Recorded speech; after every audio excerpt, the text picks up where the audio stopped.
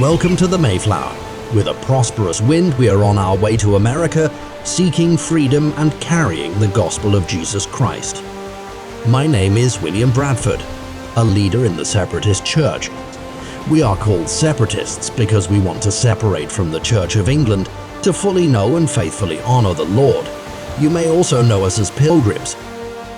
In England, Satan waged war against us through bloody death, cruel torment, and imprisonment. So we fled to Leiden, Holland, but faced other hardships.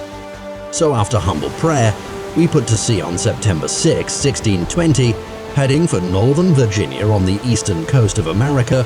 Hardships followed us there, but so did the grace of God. After enjoying fair winds for some time, fierce storms battered our ship. The Mayflower carried 102 passengers, less than half of them from our church.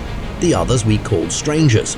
This was our name for non-believers, although we hope one day they will see their way to faith. I wish I had some privacy. Lord, calm my stomach.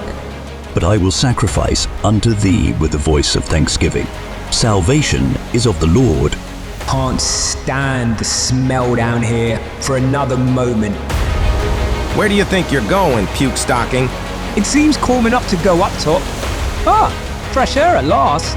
I enjoy that at all. Whoa! No, heaven help me! Help me! He's gone! Wait, look at the halyard. Pull! The rope's gone taut. Something's definitely on the other end. Don't let go. We got you. It's a miracle that the rope was within your reach. The Lord Almighty is looking after you, John Howland. Maybe I can tolerate the smells down here after all.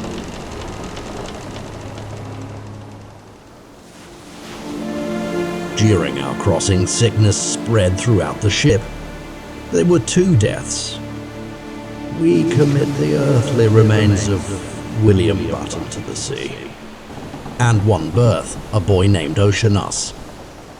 Then, on November 9, 1620, after 65 days at sea, Land! Let us confess before the Lord His loving kindness and His wonderful works. His mercies endure forever. but the storms had knocked us far off course, over 200 miles north of where we intended to land at the mouth of the Hudson River. We attempted to sail south, but the Mayflower ran into dangerous shoals, shallow water with hidden hazards. Christopher Jones, master of the ship, made a historic decision. The roaring breakers threaten to split apart the ship, so we are going to land at Cape Cod. We can't establish a colony at Cape Cod. Our land is in Virginia, and it is treason to settle elsewhere. We don't have a patent. I don't care if we've been granted this land or not, you psalm-singing puke stockings. But I do. Our land is in Virginia, not here. It's too dangerous to go south. We have no choice but to stay here.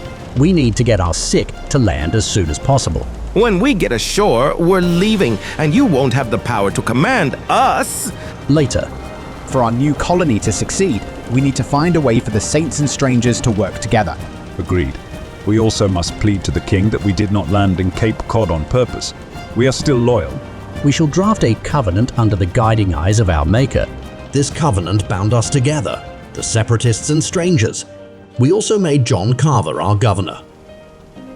In the name of God, amen. We whose names are underwritten, the loyal subjects of our dread sovereign Lord, King James, by the grace of God, of Great Britain, France and Ireland, King, defender of the faith, etc., having undertaken, for the glory of God and advancement of the Christian faith, and honor of our king and country, a voyage to plant the first colony in the northern parts of Virginia. Do by these presents solemnly and mutually, in the presence of God and one of another, covenant and combine ourselves into a civil body politic, for our better ordering and preservation, and the furtherance of the ends aforesaid, and by virtue hereof to enact, constitute, and frame such just and equal laws, ordinances, acts, constitutions, and offices from time to time, as shall be thought most meet and convenient for the general use of the colony, unto which we promise all due submission and obedience,